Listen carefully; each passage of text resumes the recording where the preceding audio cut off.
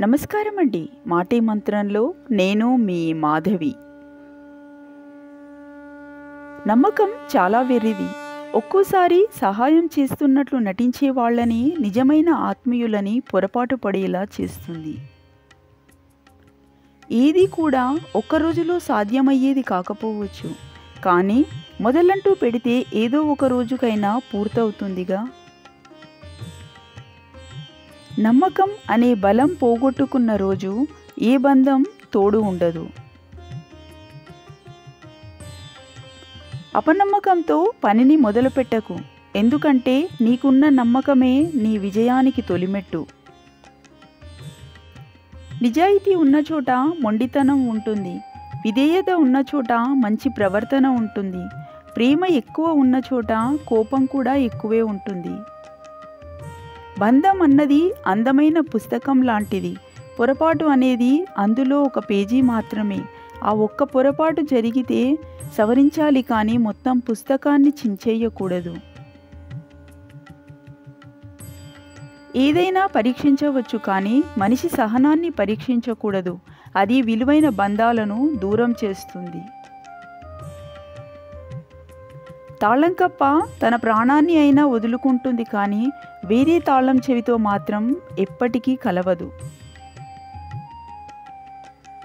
మన మాటల్లో ఇష్టాన్ని, మన కళ్ళల్లోని కష్టాన్ని తెలుసుకున్న వాళ్లే మనకు నిజమైన ఆత్మీయులు.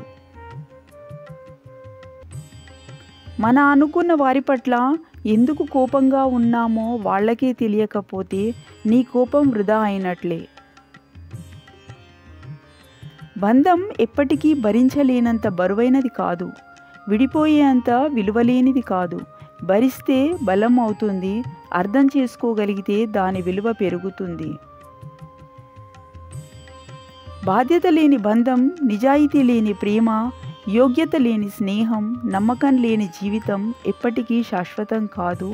ఎప్పుడైనా విడిపోవచ్చు అది. మన మాటల్లోని ఇష్టాన్ని, మన కళ్ళల్లోని కష్టాన్ని తెలుసుకున్న వాళ్లే మనకు నిజమైన ఆత్మీయులు.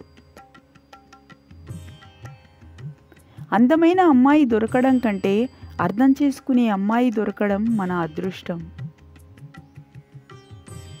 బంధువులు, స్నేహితులు చాలామంది ఉండొచ్చు, కానీ వారెవ్వరూ నిత్యం నిన్ను కంటికి రెప్పలా చూసుకోలేరు, ఒక్క భార్య తప్ప. భర్తకి భార్య ఎప్పుడూ బరువు కాదు, బాధ్యత. బరువు అనుకున్నవాడు భార్యని ప్రేమగా చూసుకోలేడు, భార్యని భరించేవాడే భర్త. భార్య మాట భర్త వినాలి, భర్త మాట భార్య వినాలి. ఇరుగు పొరుగు మాటలు అస్సలు వినకండి, మీ ఇద్దరి మధ్య మూడో వ్యక్తిని రానియకండి. బంధాలు శాశ్వతంగా తెగిపోకుండా ఉండాలి అంటే ఎదుటివారు తప్పు చేస్తే క్షమించాలి, మనం తప్పు చేస్తే క్షమించమని అడగాలి.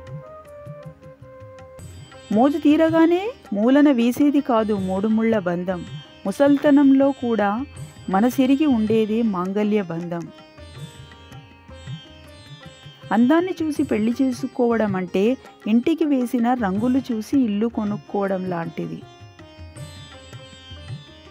పెళ్లి అంటే ఈడు జోడు, తోడు నీడ, కష్టం సుఖం గురించి కాదు. ఇద్దరూ ఐక్యమైపోయి తమని ఉద్ధరించుకునే ఒక మంచి అవకాశం. ప్రతి అమ్మాయికి చదువుకున్న భర్త రావడం సహజం, కానీ తన మనసు చదివిన భర్త రావడం అదృష్టం.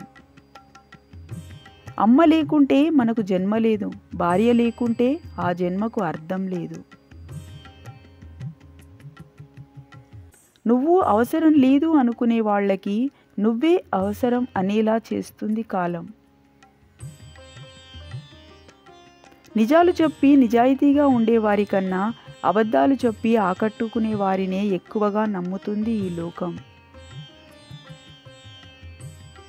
భగవంతుడు నిరాకారుడు, కానీ ఆయనకే కనుక రూపం ఉంటే దాని పేరే సహాయం.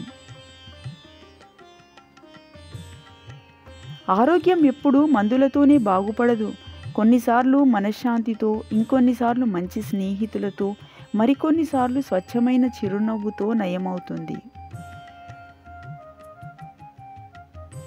కోపం, ఆవేశం ఉన్నవారికి మోసం చేయటం రాదు.